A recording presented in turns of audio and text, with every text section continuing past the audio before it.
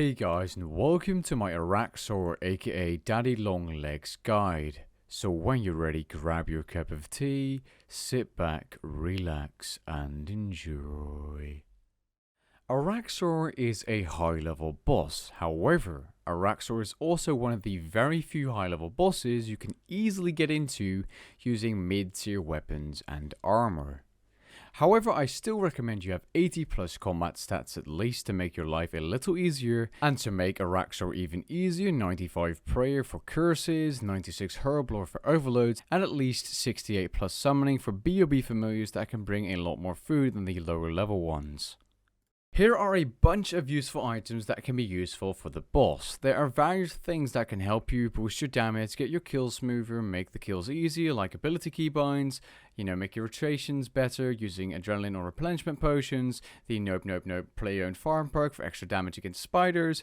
But the main thing you want to have if you're not maxed is a Ecto Fire, which is obtained from the Ghost Ahoy quest, which gives you a teleport to the Araxxor cave. Two notable things that are very useful are the Onslaught ability, which is unlocked from a Mass Capability Codex, and the Enhanced Excalibur to save you food throughout the fight.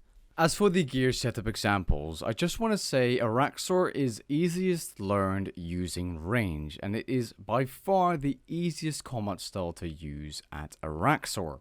Here are some gear setup examples, but generally speaking what you want to be using is your best weapon and your best armor.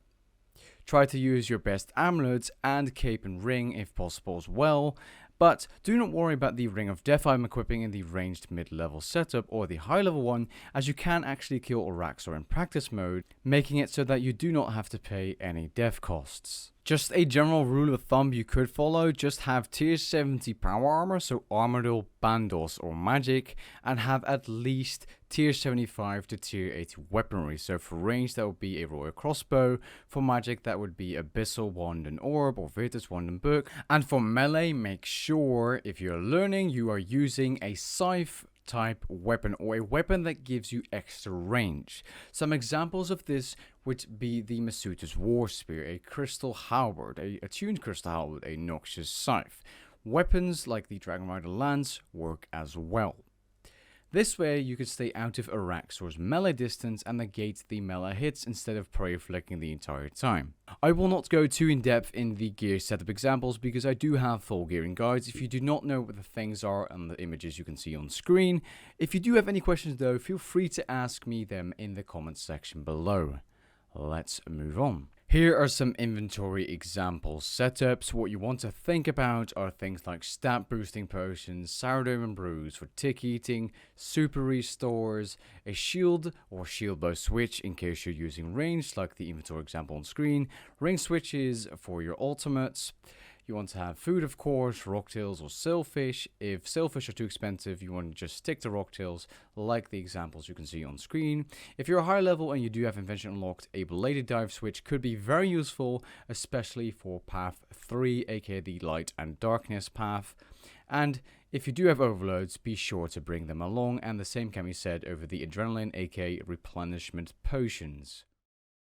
Now, if you do not have access to the Max Guild boss portal or the boss portal in the upcoming PVM hub, so maybe in the future if you're watching this you can use that, or the Ecto File, you want to go to Araxxor by using a charter ship. You do this by going to the Port Sarum Lodestone and going to the NPC as seen on the video. Then right clicking this NPC and choosing charter. Then you want to pay him some coins and click on Port Phantasmus or Fatamus, the ghost town, whatever, and once you're there you want to go over the barrier and walk towards the Araxxor hive. Once in there you can go to the entrance area and you can choose to do Araxxor in practice mode or in regular mode, but if you die in regular mode you will have to pay for your death costs or use a Ring of Death, and if you're learning with your first few kills you might be better off using practice mode and having a cost-free death. Just a tip of mine.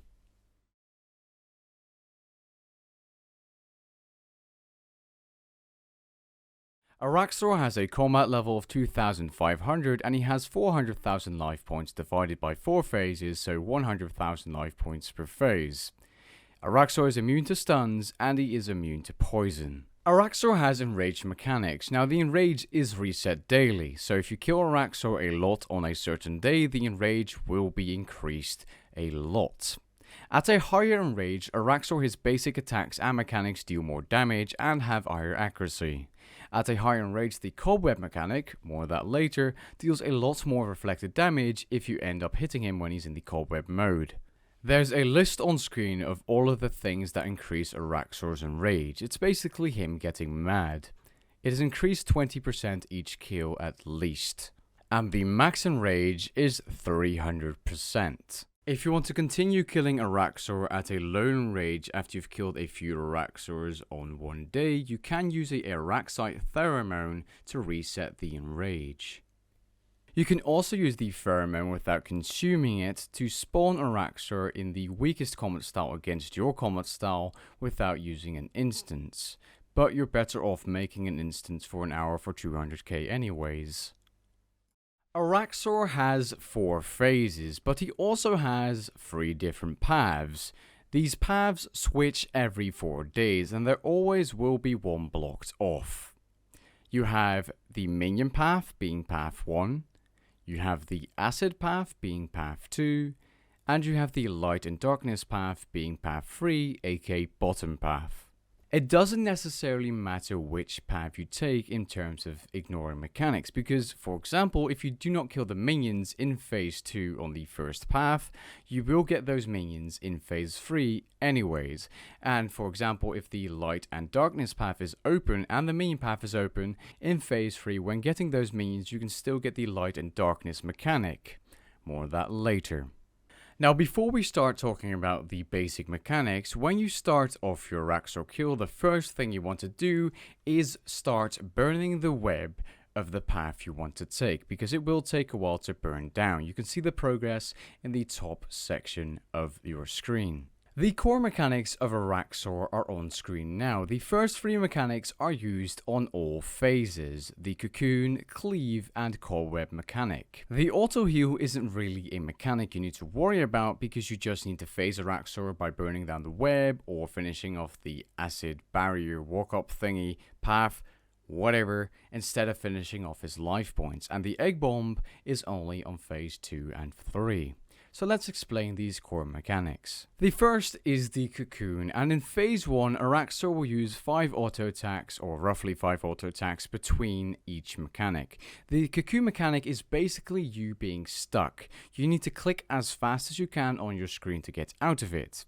If you want to decrease the time you're cocooned and taking damage, you can use freedom or anticipation in advance by counting the auto attacks, so 5 between them after the first one has hit, and this way you'll be able to get out of the cocoon much faster, and you should be using anticipate and freedom between every 5 auto attacks throughout the entire fight. Almost the entire fight. The next mechanic is the cobweb mechanic, and if you're unlucky and you use a big hitting ability, you will take a lot of reflected damage. The way you can counter this is just simply by not attacking Araxxor, not using bleeds before the mechanic hits. This is a little RNG gated and depends on your luck. You could just be using a very high hitting threshold and you could KO yourself at the higher enrages. Though generally if you use a bleed or something by accident, what you can do is equip a shield quickly and resonance a hit to heal back some of the HP that is getting reflected to you. The next mechanic is the cleave mechanic, and this mechanic is easily countered if you're using ranged or magic by using anticipation or freedom in time so that you do not get dragged in. If you do get dragged in or you're using melee, you just want to run away as fast as you can or click away from Araxxor and you should be fine and you will not take any damage. Do not try to run through Araxxor like you see in this clip, because you will take a huge amount of damage. To counter the egg bomb mechanic, all you have to do is stand inside the spider eggs. You see this red bomb flying towards you and it will deal a lot of damage if it hits you and you're not standing in proximity or inside those spider eggs. If this fireball or bomb hits more than 3 targets, if there's more eggs than spiders around, the player does not get any damage whatsoever, as the fireball has a 4x4 area of effect range. Any leftover eggs from the explosion will disappear into thin air or will spawn some combat spiders, which can be pretty much ignored. When the actual bomb is launched, your abilities will be put on cooldown so you cannot resonance this bomb. If Araxxor's health reaches 0 during phase 1 or 2 without you having faced the boss, the spiders above in a message on your screen will say they refuse to let him die or something like that, healing Araxxor back up to 5,000 life points. And the thing is, what you want to do is just simply phase him, so if the cobweb is burned down, walk to the next phase. If you're doing the acid path, you need to finish the acid ramp. The way Araxxor works is you have phase 1, then you have phase 2 for all of the 3 paths, then phase 3, which is the same except you have the mechanics of the paths that are open, and phase 4. Phase 2 of each path is very different. The first one we're going to be talking about is arguably the hardest for learners, being the Minion path. You have the same mechanics of phase 1 with the cocoon, cleave, cobweb, auto heal, and you have the egg bomb of phase 2 of course, which we already covered, but you also have a spider spawn mechanic. You get 20 spiders if you're killing Araxxor solo. They spawn in 4 waves of 5 spiders. Each of these spawns has a support spider, being either a mirrorback or pulsing spider. You want to kill these spiders on sight because the pulsing spider constantly heals Araxxor for 5,000 life points every 5 seconds, and the mirrorback spiders absorb damage taken by Araxxor and reflect it back onto you. And this will kill you if you are using thresholds, especially if you're using Sunshine, Zerk, or Death Swiftness. You will get KO'd. Now, because phase 2 is a little tricky, I'll just cover a full phase with you guys right now. After burning down the web, I lure Araxxor into phase 2 by dragging him a little bit away from the starting area. You can see you're in phase 2 by the life points going back up to 100k. As you can see, we get the egg bomb at the start. I just go stand the eggs, negate a huge amount of the damage, and go back to my Death Swiftness. After about 4 or 5 auto attacks, the first set of spiders will actually spawn. Now, what I recommend you do, and what I personally like doing, is killing off all the spiders. Because this way you will get no spiders in phase 3 except for the acid instant kill spiders if the acid path is open.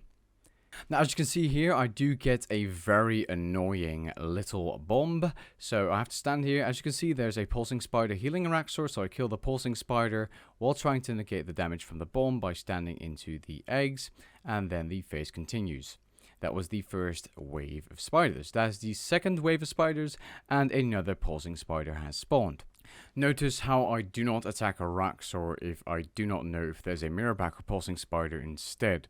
So yeah, once you see the spiders coming down from the ceiling, go off Araxxor, start killing the spiders, and look for a mirrorback or pulsing spider. They are easy to spot because the pulsing spider is bright orange reddish and the mirrorback is white. There you see there's a mirrorback spider. I target it and kill it, and then I'm pretty much safe because the fourth wave of spiders does not have any support spiders.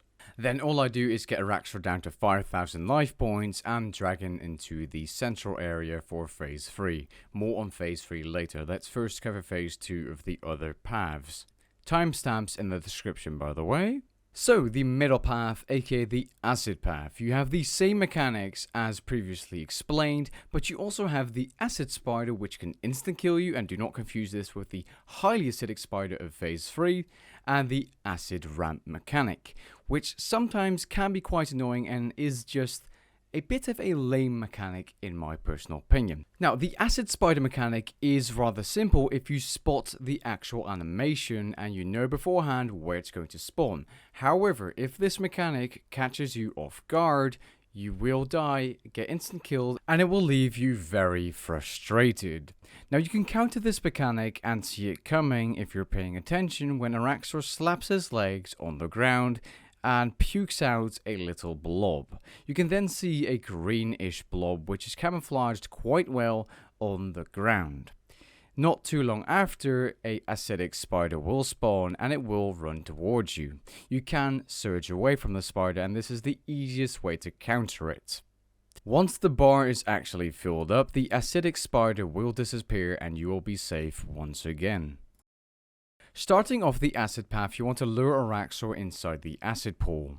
He will then start absorbing acid. So what you're supposed to do is let Araxxor absorb to around 80% acid, then lure him to the top of the ramp and let him drip the acid on the ramp to damage it so that you can go to the next phase. Make sure you have Araxxor down to 5,000 life points before he actually destroys the entire ramp and you can jump over to start phase 3. This is, however, in practice quite annoying because usually when I do this, he sometimes just sticks to the middle of the ramp, especially if you try to surge away from an acidic spider, he gets stuck. So I think what might be easier is to go with 55% or 60% twice up the ramp, just run back down, run back up, so he stands at the right spot. And once you're done with that, the barrier will break and Araxxor will go over it and you can go right into phase 3.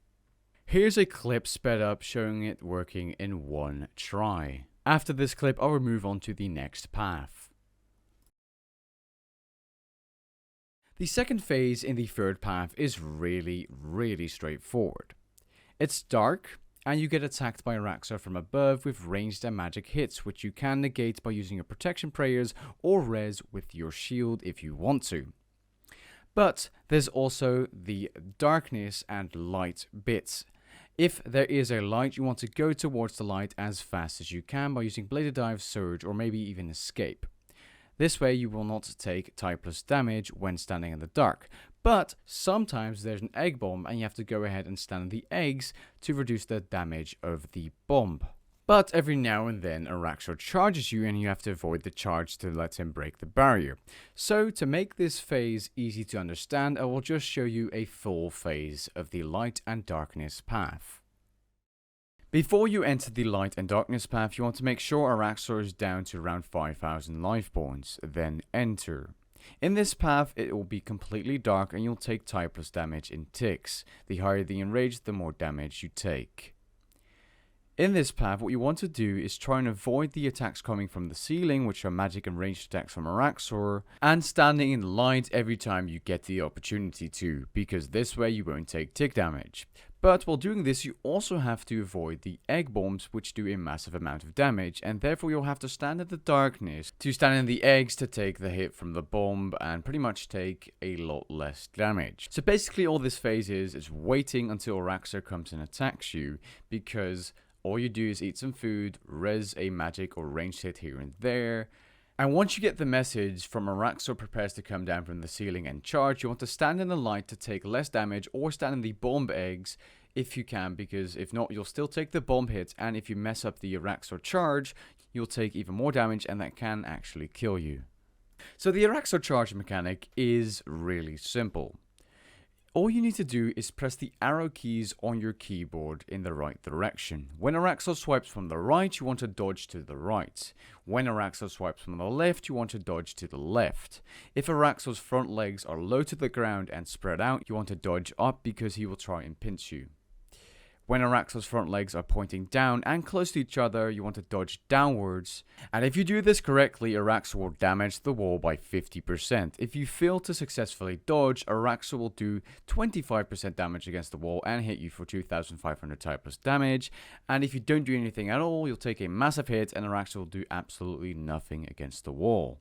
So after the first charge, all you have to do is wait until Araxxor comes down and charges at you again. Again, try to avoid the egg bombs as much as you can. Try and take off your prayer and resonance, a hit here and there from the magic or ranged attacks coming from the ceiling, or deflect.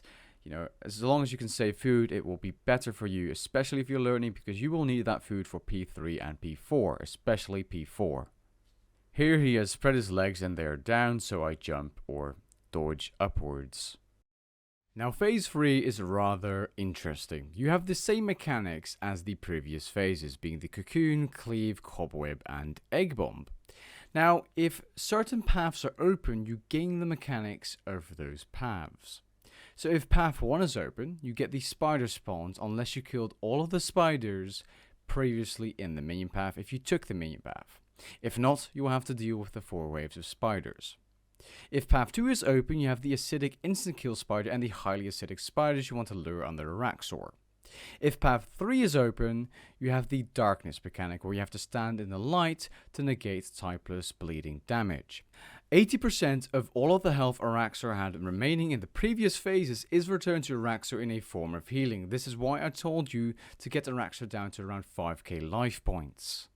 So let's quickly have a look at a sped up phase 3. As you can see, the egg bomb mechanics come back, and I just want to say, in this particular scenario, I did kill all of the spiders because I took the minion path, and therefore I will not have any spiders of the spider wave spawning, and because acid path is open, I will only have to deal with the instant kill spiders and the highly acidic spiders, which you want to lure and walk under Araxxor so he absorbs the acid.